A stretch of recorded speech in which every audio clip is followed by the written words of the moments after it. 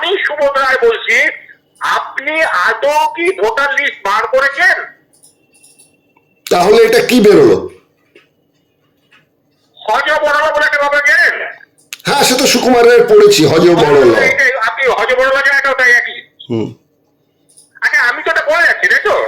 আমার এগেস্টে আমাদের ওই ইলেকশন কমিশন কিছু বলো, আপনি এটাকে বলুন না, আপনি দিগদর্শনে থেকে তো এটা প্রচার করবেন নিশ্চয়ই। নিশ্চয়ই। এটা সারা ভারতের কথাই আমি বলছি, কিন্তু সারা ভারতবর্ষে, ওয়েস্ট বেঙ্গল বা কলকাতা বা দক্ষিণ চব্বিশ পরগনা ব্যাপার নয়, আমি টোটাল ভারতের কথা। এই যে ইলেকশন লিস্টটা বার করেছেন, ইলেকট্রাল রোল, এটা কি বার করতে পারেন? এই বার করার অধিকার কি তাকে ভারতের সংবিধান দিয়েছে? The information provided by the speaker, presenter on the IDSC platform is for general information purposes only. All information is provided in good faith. However, we make no representation or warranty of any kind, express or implied, regarding the accuracy, adequacy, validity, reliability, availability, or completeness of this information. Hello, hello. নমস্কার। নমস্কার সুবোধ বাবু, আমি দিগদর্শন থেকে সুজিত বলছিলাম। ও হ্যাঁ হ্যাঁ, বলুন। নমস্কার। নমস্কার।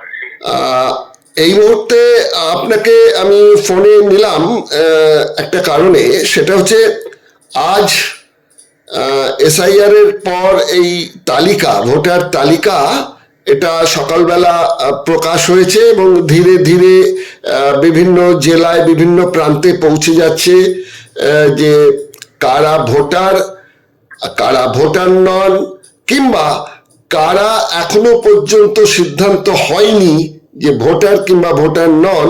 এই তিনটে তালিকায়, নামের তালিকায় বিশেষ চিহ্ন দিয়ে বলা হয়েছে। এর ফলে বিভিন্ন প্রতিক্রিয়া দেখা দিচ্ছে।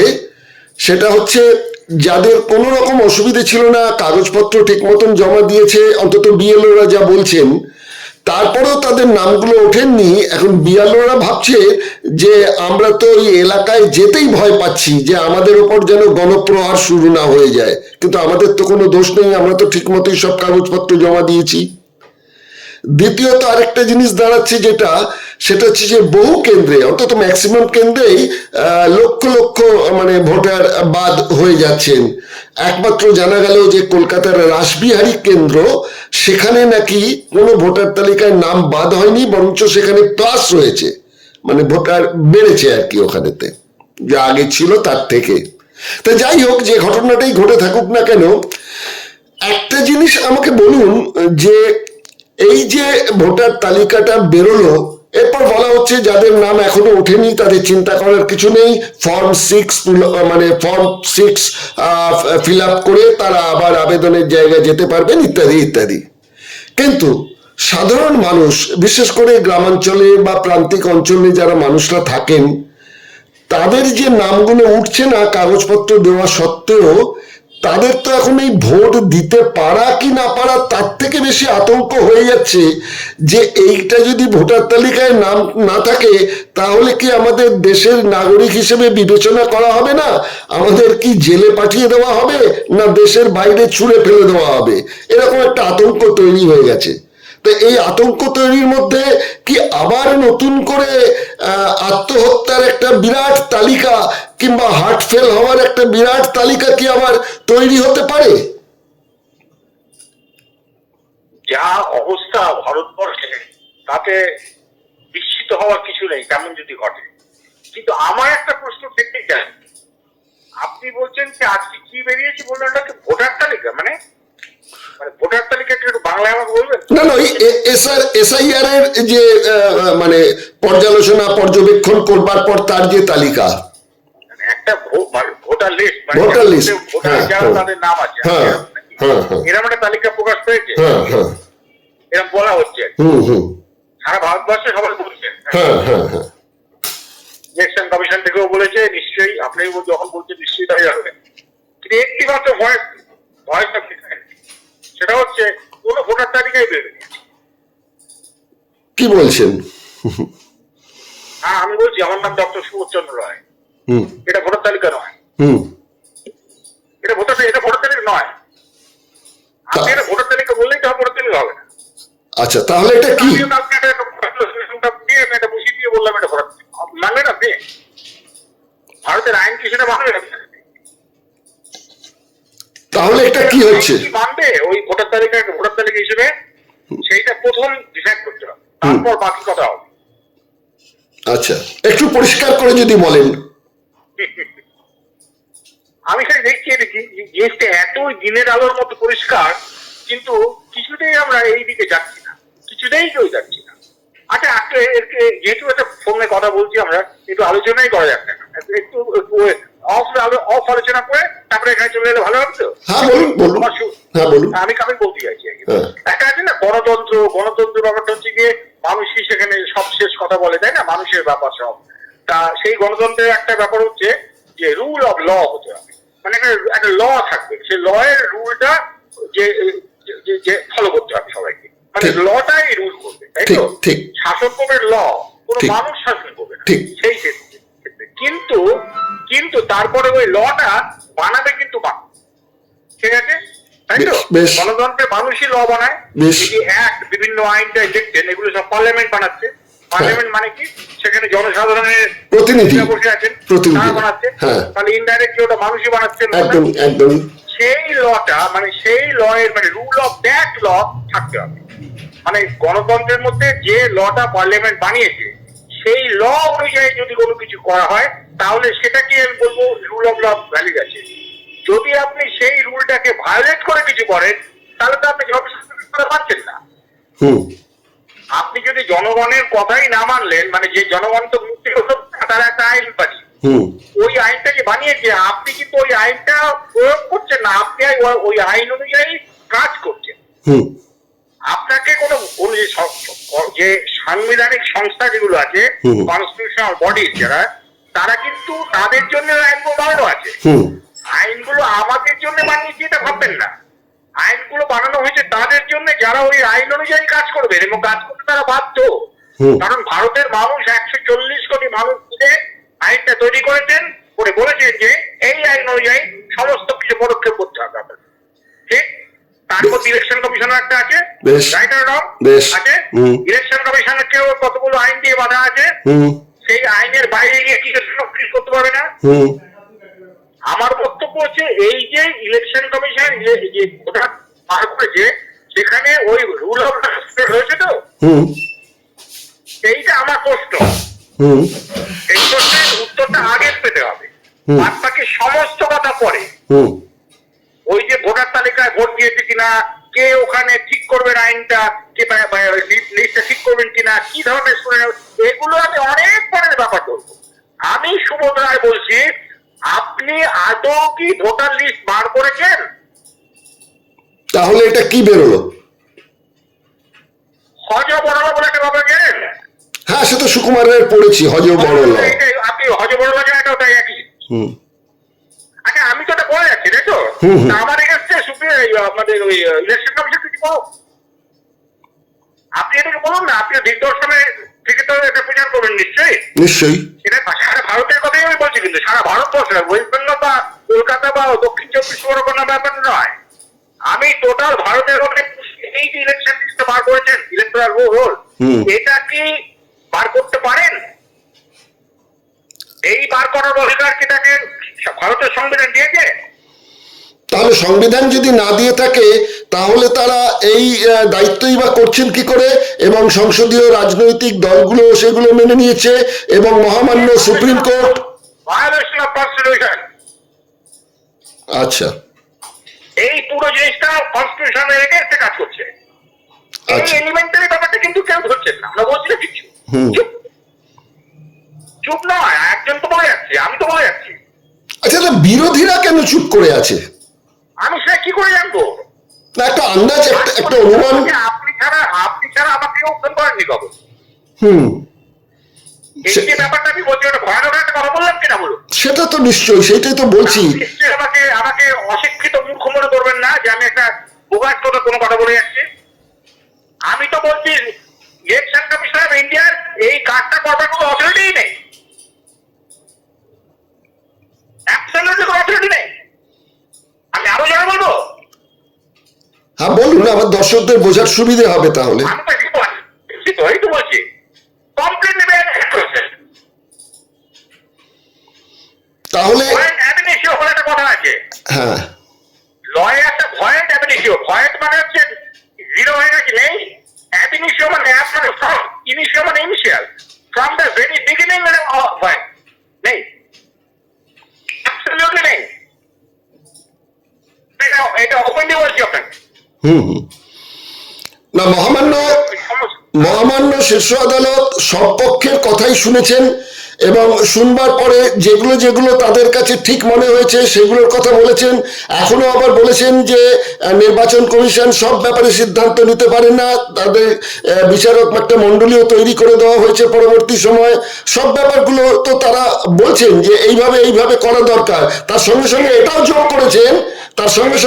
যোগ করেছেন সুপ্রিম কোর্ট যে কোনো মতেই এই এসআইআর কে বন্ধ করা যাবে না। তার মানে এর একটা আইনত স্বীকৃতি আছে বলেই তারা বলেছেন যে এটাকে বন্ধ করা যাবে না, এবং খুব বিরক্ত ভাবে বলেছেন। এইবারে বলছি আপনাকে কিন্তু একটা কথা প্রথমেই বলেছি আমি, সেটা হচ্ছে যে রুল অফ ল মানে হচ্ছে এখানে ভারতের একটা সংবিধান তৈরি করা আছে, তাই তো? হ্যাঁ, সংবিধান অনুযায়ী সমস্ত সাংবিধানিক সংস্থাগুলোকে কাজ করতে হবে, তার মধ্যে সুপ্রিম কোর্টও কিন্তু একটা। অফকোর্স সুপ্রিম কোর্ট কিন্তু সংবিধানের বাইরে গিয়ে কোনো কাজ করতে পারবে। ঠিক। অর্থাৎ সুপ্রিম কোর্ট যদি বলে থাকে যে এইটা ওইটা, তার মানে আমরা এটাও ভেরিফাই করবো যে আমরা নিয়ে যাবো সুপ্রিম কোর্টের কাছে এই ঘটনাটা, যে মানে পদ্ধতি ফলো করা হয়েছে এই পুরো ইলেকট্রাল রোল তৈরি করার ব্যাপারে। এইটা তো আগে শুনতে হবে। আপনার যদি কোনো অধিকার না থাকে একটা কিছু করবার, আপনি যদি সেটা করে থাকেন সেটা কোনোভাবেই আইনের চোখে গ্রাহ্য হবে, আপনি যত কিছুই করে থাকুন না। আপনি তো আপনার বক্তব্য নিয়ে সুপ্রিম কোর্টে তো একটি আবেদন করেছেন, মামলা করেছেন, তার অনেকগুলো শুনানির ডেট পেরিয়ে গিয়ে শেষ পর্যন্ত আগামী 10ই মার্চ নাকি আপনার জন্য একটা তারিখ নির্ধারণ করা হয়েছে। আমার জন্য করা হয়নি, আমার যে কেসটা আমি যেটা বলেছি সেটা একটা ব্যাচের মধ্যে ইনক্লুড করা হয়েছে। এই ব্যাচের মধ্যে 8টা কেস আছে, তার মধ্যে আমারও একটা কেস আছে।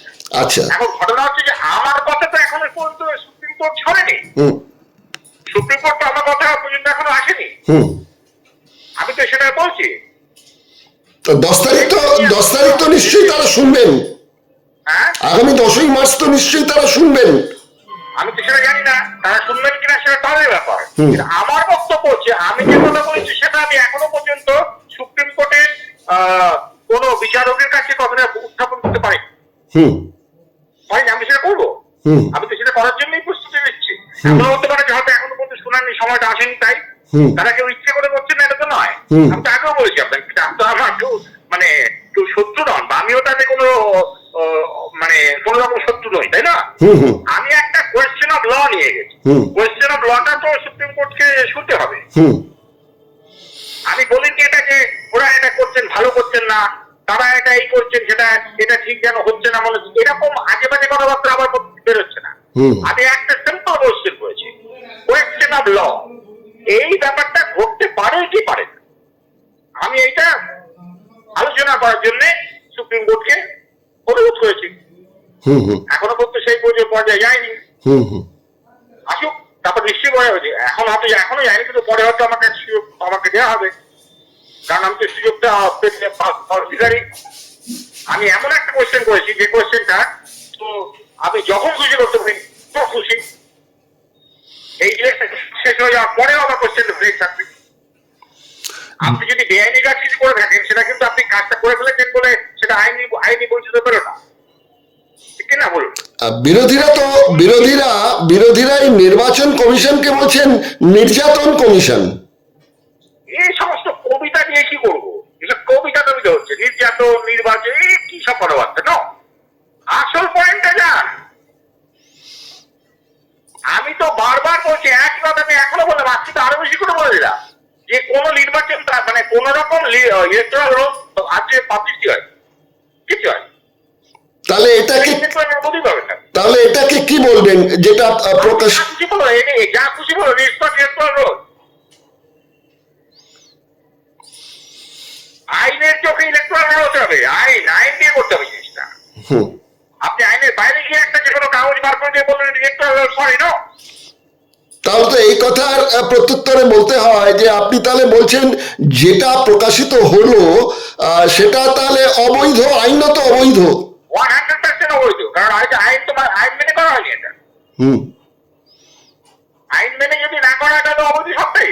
হুম এখন আইন মেনে করা হয়নি, আমাকে কোয়েশ্চেন করুক কেউ, মানে আমি আমাকে তো জুডিশিয়ারি কোয়েশ্চেন করবে এটা যে আমি এরকম কথা বলছি কেন, তাই না? কোয়েশ্চেনটা করছে না কারণ আমি বুঝতে পারছি, আমি তো কোয়েশ্চেন করছি হয়তো না।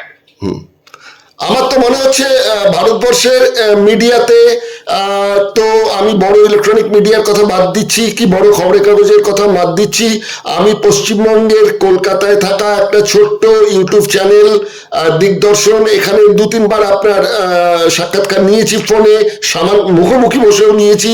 আপনি একই কথা বারবার বলে গেছেন এবং আজকেও যে প্রেক্ষিতে আপনার এই ইন্টারভিউটা নিচ্ছি সেখানেও আপনি এই কথাটা বলছেন এবং সেটা আমরা প্রচারের মধ্যেও দিয়ে দিয়েছি যে কেউ আপনাকে প্রশ্ন করুক যে কেন আপনি বলছেন যে এই নির্বাচন তালিকা তৈরির প্রক্রিয়াই বলুন বা এই যে ঘোষিত হলো বিষয়টা টোটালটাই অবৈধ, মানে এটা তো একটা মানে বিস্ফোরক মন্তব্য আপনার এটা।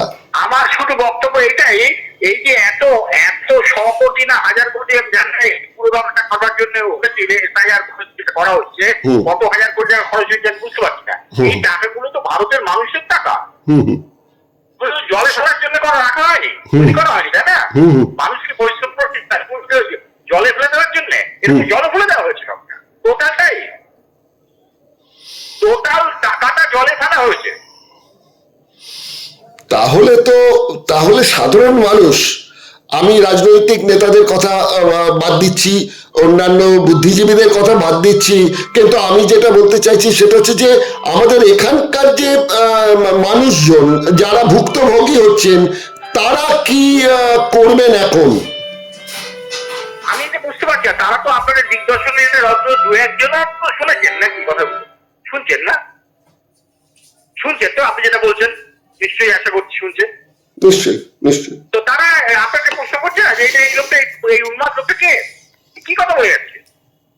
না, আমার পাঠকদের মধ্যেই বলুন বা পরিচিতদের মধ্যে বলুন বা যারা এই অনুষ্ঠানটি দেখেছেন বলুন, তাদের মধ্যে থেকে কেউ কিন্তু এই এখন পর্যন্ত এই প্রশ্নটি করার জন্য আমাকে সেরকম কেউ কিছু মন্তব্য করেননি। বুঝুন তাহলে আপনি কি করবেন, তাহলে এদেশের লোকদের কি করবেন বুঝতে পারছি না, আমি বুঝতে পারছি না। আমি যখন এত বড় একটা কথা বলছি, এই পুরো ব্যাপারটা আমি বলছি তো, সেটা প্রমাণ করার নিশ্চয়ই আমার কোনো আমার কাছেও কোনো তথ্য আছে। হ্যাঁ, সে তো নিশ্চয়ই। আপনি যখন শুধু মুখে যে বলছেন তা তো নয়, আপনি শীর্ষ আদালতে কড়া নেড়েছেন, সুতরাং হাতে নিশ্চয়ই আপনার। আমি সেখানে সমস্ত ডকুমেন্ট দিয়ে করবে। হ্যাঁ, আমি মৌখিক কোনো কিছু বলিনি। তাই তো আমি সত্যি অবাক হয়ে যাচ্ছি যে এই পুরো ব্যাপারটা কিভাবে হচ্ছে। এই যে আপনি বলছেন যখনই বলছেন যে কেউ আত্মহত্যা করছে, আপনি ভাবতে পারছেন একজন মানুষ তার নিজের জীবনটা নিয়ে নিচ্ছে। আতঙ্কে নয় তো কেউ আত্মহত্যা করেছে প্রচুর মানুষ। তার জন্য তো অন্য কেউ কিছু করছে, ধরুন একজন আপনার জীবনটা নিয়ে নিচ্ছে, আপনি একমাত্র লোক যিনি এই প্রশ্নটা করলেন যে তো অন্য জায়গায় যে আর বাকি আপনার মতো আরো কয়েক প্রশ্ন করে যাচ্ছেন 100 কোটি যে কেউ আতঙ্কে মারা যাচ্ছেন, তো তাদের হয়ে একজনের তো আমাকে করছেন না। আপনি যখন বলছেন তাহলে তো সাংঘাতিক ব্যাপার এটা হচ্ছে, দেশে হচ্ছে নাকি কোনোরকম সম্পূর্ণ নিয়ম। আমি কি করবো বলুন তো? না, আপনি যেটা করার সেটা তো করেছেন। এখন দেশের সর্বোচ্চ জায়গায় আপনি কড়া নেড়েছেন, ঠিক আছে। এখন তাহলে তো আমাদের এই 10 তারিখ পর্যন্ত, 10ই মার্চ পর্যন্ত অপেক্ষা করতে হয় যে আপনার এই আবেদনটি প্রেক্ষিতে কি নির্ধারণ করেন মহামান্য সুপ্রিম কোর্ট। এখন মুশকিল হচ্ছে, আমার একটা আবেদন করছে, যখনই বলছে আমার কানে বড় লাগছে, আমি আবেদন করি, আমি সুপ্রিম কোর্টকে মুভ করেছি under article 32। I moved the Supreme Court. I did not apply. Application নয় এটা, এটাকে পিটিশনটা ওটা অ্যাকচুয়ালি হওয়া উচিত না, এটা আমি মুভ করেছি। যা এই ব্যাপারটা হয়েছে আপনি ব্যাপারটা দেখুন না, তাহলে পিটিশন বলুন আর মুভ করাই বলুন, পিটিশনই বলুন বা মুভ করাই বলুন, এর বাংলা তর্জমা কি শব্দ ব্যবহার করব? আমি তাদের গোচরে এটা নিয়ে এসেছি। না, ব্যাপারটা এরকম, মানে আমি বলছি পার্থক্য আছে। পার্থক্য হচ্ছে কি, আমি আবেদন করলাম আপনার কাছে যে আপনি আমাকে হুজুর একটি চাকরি দিন, আপনি প্রাইভেট কোম্পানির একটি মালিক, আমি সেখানে গিয়ে আপনি আমার আবেদনটা খারিজ করতে পারেন, আমি নেবো না, করতে পারেন, ঠিক এটা আবেদন না, আপনার একটা ডিসকাশন। কিন্তু সরকারি কোনো ব্যাপার কিন্তু তাদের কাছে কিন্তু আবেদন করে নিয়ে ডিসিশন অ্যাপ্লাই করলেন যে না করবো না। আপনাকে আইনত করতে হবে। আমাকে যদি আপনি সরিয়ে নিতে চান তাহলে আপনাকে দেখাতে হবে যে এই আইন অনুযায়ী সরিয়ে যান। মানে আমি তাহলে ভুল কিছু বলেছি নিশ্চয়ই, আমি যদি ভুল কিছু বলেছি, আমি যদি ভুল কিছু বলেছি কিনা সেই জন্যই তো আমি আপনাকে দিয়েছিলাম, এই কোয়েশ্চেনটা রেজ করেছি যে আপনারা বিচার করে দেখুন ব্যাপারটা ঠিক কিনা ভুল, আমি যেটা বলতে চাইছি। আর যদি এটা ঠিক হয় তাহলে আপনি উপযুক্ত ব্যবস্থা নেবেন, আর ঠিক না হলে তাহলেও আপনি উপযুক্ত ব্যবস্থা আমার এগেন্সটে নেবেন। আমি তো সেটা আন্ডারটেকিং দিয়েছি। আমার ক্ষেত্রে যদি ফেভার হয়ে থাকে, আমাকে লিখতে হয়েছে, আন্ডারটেকিং দিতে হয়েছে, সেক্ষেত্রে আমি কিন্তু বাধ্য হব আমার এগেন্সটে যদি কোনো রকম কোনো প্রসিডিংস হয় সেটা মেনে নিতে। আমি সেটা লিখেছি, নিশ্চয়ই বাধ্য হবো তো বটেই, কারণ আমি তো শুধু শুধু মহামান্য আদালতের সময় নষ্ট করতে পারি না, পারি না। আমি নিশ্চয়ই সেটুকু আমার জ্ঞান বন্দি আছে, আমার সেই দায়িত্ব জ্ঞানটা থাকবে, সেই অনুযায়ী আমি গিয়েছি এখানে। এখন আমি এ ব্যাপারে কিন্তু ওই সুপ্রিম কোর্টের সমালোচনা করছি আপনি এসে ভাববেন না, আমি এরকম কিছু আমি আমার বক্তব্য রেখেছি, কিন্তু এখনো সেটা আসছে না, তারা এখনো বিচার করে উঠতে পারেননি, বা হয়তো এমন হতে পারে জিনিসটা তাদের অ্যাপ্লিকেশন এখনো পর্যন্ত আসে, কিন্তু অফিসিয়ালি টেকনিক্যালি স্পিকিং এটা এসছে। আমি তো ফাইলটা করেছি, পিটিশনের মধ্যে এগুলো আছে। হ্যাঁ, আমরা এখন ওয়েট করছি, দেখছি কি হয়। আমি আপনাকে আবার বলছি, আজকে কোন রকম তালিকা বেরোয়নি আইনের চোখে, ভারতের যে আইন আছে আইনের চোখে এটা কোনো তালিকা বেরোয়নি, ওটা লিস্ট নয়। না, আপনি একজন আইনজ্ঞ হিসেবে কথাটা বলছেন ঠিক আছে, কিন্তু আজকে ধরুন যাদের নাম উঠেছে তারা তো নিশ্চিন্তে ঘুমোতে যাবেন, কিন্তু যাদের ঝুলে আছে কিংবা যাদের তালিকা বাদ দেওয়া হয়েছে এদের মধ্যে এদের তো বলতে গেলে রাতের ঘুম চলে যাওয়ার মতন অবস্থা। আমি সেটাই বলছি, সেইটা নিয়ে কারা কেউ কিছু করছে না কেন? এমনি চিন্তা চেঁচামেচি করার কথা আমি বলিনি, চোখটা খুললেই কিন্তু দেখতে পাচ্ছি আমি কি বলতে চাইছি। আপনি দেখুন, আমি বিস্মিত হচ্ছি, কেন আমাকে একজনকে জিজ্ঞেস করলো না আপনি কেন এই কথাটা বলছেন? তাহলে কোর্টে কোনো কিছু ডিসিশন ফাইল করে থাকি, সেটা তো একটা পাবলিক ডকুমেন্ট হয়ে আছে, তাই না? আমি তো লুকিয়ে চুরিয়ে কিছু করিনি। আপনার সাংবিধানিক অধিকার আপনি প্রয়োগ করেছেন। আমার সাংবিধানিক অধিকার যদি বলেন তাহলে বলবেন, হ্যাঁ ঠিক আছে প্রয়োগ করছি। তো এই কোশ্চেনটা জিজ্ঞেস করছি না তো, আমি তো কাকে বলবো? তো এই যে মানুষের সাফারিং হচ্ছে, এই সাফারিং এর যদি সত্যি সত্যি কেউ মানে কোনো পলিটিক্যাল পার্টি তার চায় যে এটা এরকম এটা না হোক, তাহলে তাদের নিজেদের তরফ থেকে আমাকে জিজ্ঞেস করা উচিত ছিল যে আপনি কেন বলছেন এই কথাটা, কেন জিজ্ঞেস করছেন সেটা আমি অবাক হয়ে যাচ্ছি। তা আপনি যেটা মানে ফাইল করেছেন সেটা তো আপনি নিজেই বলেছেন আগেও যে আমি দেশের নাগরিক হিসেবেই এটাকে আমি জানিয়েছি, বিষয়টি গোচরে এনেছি, এবং সেটাও করেছেন আপনি বলতে পারি জনস্বার্থেই করেছেন, আপনি আপনার ব্যক্তি স্বার্থে নয়। তাহলে আপনার ওপরও একটুখানি বলতে যায় যে এখন যতক্ষণ পর্যন্ত না আপনার 10 তারিখে ওই মামলা উঠছে বা আপনার বিষয়টা নিয়ে সুপ্রিম কোর্টে কোনো আলোচনা হচ্ছে বা তারা বক্তব্য শুনে তারা তাদের কিছু মন্তব্য করছেন, ততক্ষণ পর্যন্ত এই যে ঘটনাক্রম চলবে এই লিস্ট বেরোনোর পর থেকে, এদের মধ্যে তো যেটা বলছিলাম যে অনেকেই হয়তো ভয়ে তার হার্টফেল হতে পারে, অনেকে ভয়েতে আবার নতুন করে আত্মহত্যার একটা মানে রাস্তা খুলে গেল, তৈরি হতে পারে। হয়তো আমরা এই কয়েকদিনের মধ্যেই শুনবো যে এটা হয়ে কয়েকজন মারা গেছেন, অসুস্থ হয়েই হোক বা আত্মহত্যা করেই হোক। তাহলে এই পর্যন্ত এই অসহায় মানুষগুলো দেশের, এরা কি করবেন? এদের কি রাস্তা আছে এই মুহূর্তে? এই ক্ষেত্রে আমি আপনাকে বলবো, আপনি আপনার দিগদর্শনের সমস্ত শ্রোতা বন্ধুদের বলে দিন যে তারা যেন এরকম কিছু না করেন, কারণ এই পুরো জিনিসটাকে চ্যালেঞ্জ করার করে এইটা ঘটছে না। আমি বলছি আপনাকে ঘটছে না। কোন রকম ইলেকশন কমিশনের তরফ থেকে যে ভয় করা হয়েছে সেটার কোনো আইনি স্বীকৃতি থাকতে পারে না। হুম আমি তো জাজ নই, আমি ডিসাইড করতে পারছি না, কিন্তু আমি এটা ক্লেম করছি হুম এর মধ্যে কোনো আইনি স্বীকৃতি নেই।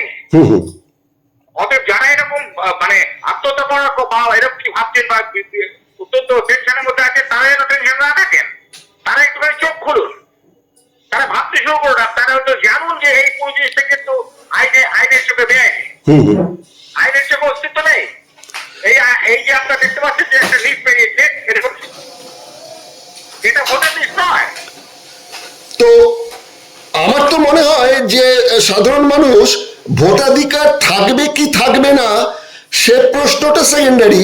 তারা প্রথমে যেটা জানতে চাইছেন যে আমরা নাগরিক হিসেবে স্বীকৃত কিনা, এবং তার একমাত্র রাস্তাই হচ্ছে নাকি এই ভোটাধিকারের নাম থাকা, লিস্টে নাম থাকা।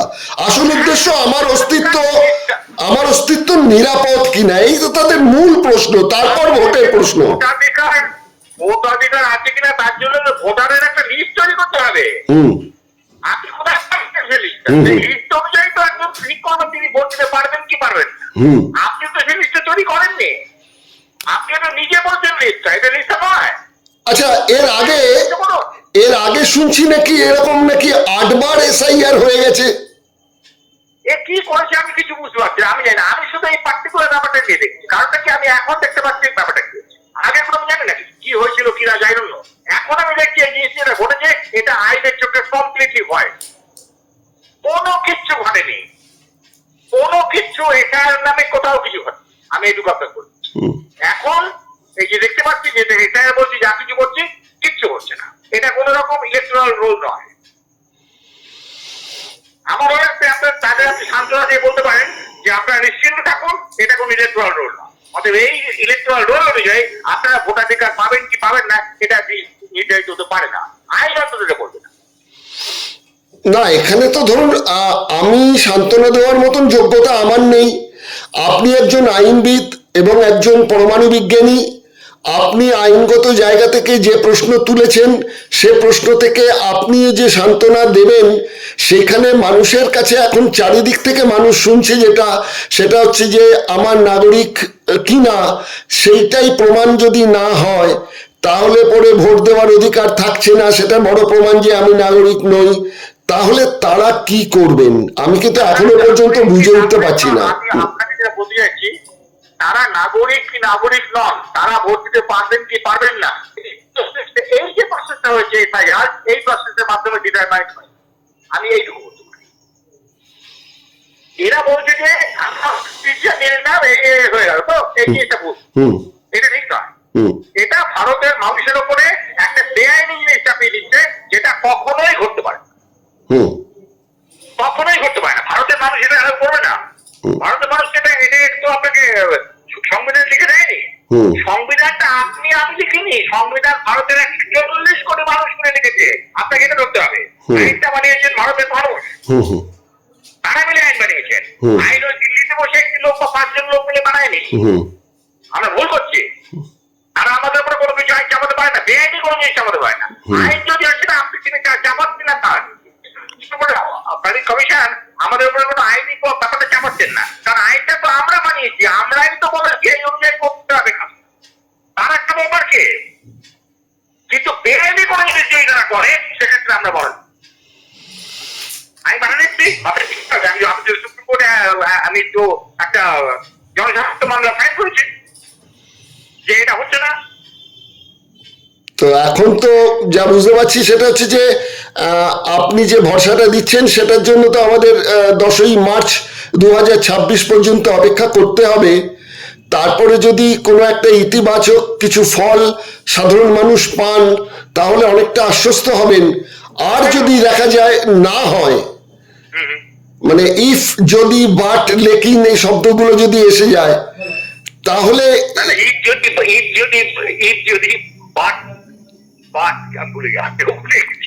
লেকিন মানে ইফ যদি ইজ হয় বাট কিন্তু নট নয়, বাট মানে সরি ইফ যদি ইজ হয় বাট কিন্তু নট নয়, বাট মানে এরকম ব্যাপারটা তো এখানটাই মানে এটা এখানে অপশন নেই, আপনি একটা অপশন করতে পারবেন না। আইন আপনি ভাঙছেন, তারপরে আপনার কোনো অপশন নেই। হুম পরে হুম আইন মেনেছেন, তারপরে আপনার অনেক কিছু অপশন আছে। হুম বুঝছেন তো? হুম। আইন ভাঙলেন, তারপরে আপনি কিসের অপশন করেছেন আমার কাছে না? এখন আমি এটা বলছি এত জোরে, এত জোরে বলছি, এতবার বলছি, কিন্তু সারা ভারতবর্ষ নিশ্চুপ। আমি কি করতে পারি বলুন? এবার আপনি কি আমাকে ফোনে বারবার বলতে হচ্ছেন? হ্যাঁ, খুবই স্বাভাবিক, তাই না? ব্যাপারটা খুব অস্বস্তিকর ব্যাপারও বটে। এই কি হচ্ছে নাকি? হ্যাঁ, আমি তো করছি, এই জন্যই করছি কেন আমার চ্যানেলের ক্যাপশন আছে দেশের সাথে দশের পাশে, এই দুটো শব্দই আমি ব্যবহার করি। হুম কিন্তু সেটা আক্ষরিক করতে করছেন, হুম আক্ষরিক করতেই তো করছেন। হ্যাঁ, 100বার আমিও তো 100। আমি তো যা করার করি, দেখতে পাচ্ছি না আমাকে কিন্তু কেউই আমার কোনো পার্সোনাল ইন্টারেস্ট নেই। আমি সত্যিকারের জন্য সাথেই করেছি, হুম। কারণ আমি চোখের সামনে দেখতে পাচ্ছি একটা অন্যায় হয়ে যাচ্ছে দেশে। হুম হুম যে আপনার উপরে জোর জবস্তি করছে কেউ, এটা অন্যায়। আমি তো তার বিরুদ্ধে প্রতিবাদ করবো, 100% করবো। আমি তাই করছি তো। আপনাকে আবার বলছি, আর্টিকেল 51A আপনি পড়ে দেখুন, হুম কনস্টিটিউশন অফ ইন্ডিয়া, তারপরে কি লেখা আছে, হুম আমি সেটাই প্রয়োগ করছি। ঠিক আছে। চুপ করে বসে থাকতে পারি না। আমি আপাতত অনেকটা সময় চলে গেল, আমি আপাতত অনুষ্ঠানটা এখানে শেষ করছি। আপনি যে বক্তব্যটা রেখেছেন, আমি আশা করব আমার যারা গ্রাহক বন্ধুরা আছেন বা দর্শক বন্ধুরা আছেন তারা বিষয়টা লক্ষ্য রাখবেন, এবং 10 তারিখ পর্যন্ত আমরাও সাগ্রহে তাকিয়ে থাকবো যে এর একটা সুষ্ঠু মীমাংসা কিছু হবে কিনা। এবং সবচেয়ে বড় বিস্ফোরক কথা যেটা আপনি বলছেন, যে লিস্ট প্রকাশিত হলো, কিংবা তারপরে আবার 6 নম্বর ফর্ম ফিল আপ করে আবার মানুষ কি জমা দেবেন, এগুলো পুরো ব্যাপারটাই অবৈধ। পুরো ব্যাপারটাই অবৈধ, পুরো ব্যাপারটা ভয়েড অ্যাবিনিশন। আচ্ছা, আর আমার কি বলেন, কিচ্ছু নেই। অ্যাবসলিউটলি পুরো জিনিসটা কোথাও স্ট্যান্ড করবে না, ঠিক not for a second even. ঠিক ঠিক। কিন্তু সেটা আমরা চুপ বসে আমি তো বসে নেই, আমি তো বলে আছি। করার তো যেহেতু একা এবং একদিকে এত বিরাট পাওয়ার, আমি কি করবো না? হ্যাঁ, ওই রবীন্দ্রনাথের কথাই বলতে হয় আবার, যদি তোর ডাক শুনে কেউ না আসে একলা চলো রে। আমি একলাই চলছি। আচ্ছা সত্যি আমি রিয়েলি অবাক হয়ে যাচ্ছি, আমি অবাক। আচ্ছা, আজকে তাহলে অনুষ্ঠানটা এখানেই শেষ করছি সুমন বাবু। হ্যাঁ, Okay. আপনি তবু চালিয়ে যাচ্ছি, ঠিক আপনি ঠিক করছেন। আমি আবার বলছি, আজকে যে লিস্ট পেয়েছে এটা কোন রকম আইনি বৈধতা নেই। ঠিক আছে, আপনার এই হ্যাঁ উনি এটা বলেছেন। হ্যাঁ, ঠিক আছে, আজকে এখানে শেষ করছি। নমস্কার সুমন বাবু, নমস্কার। Thank you. নমস্কার। নমস্কার।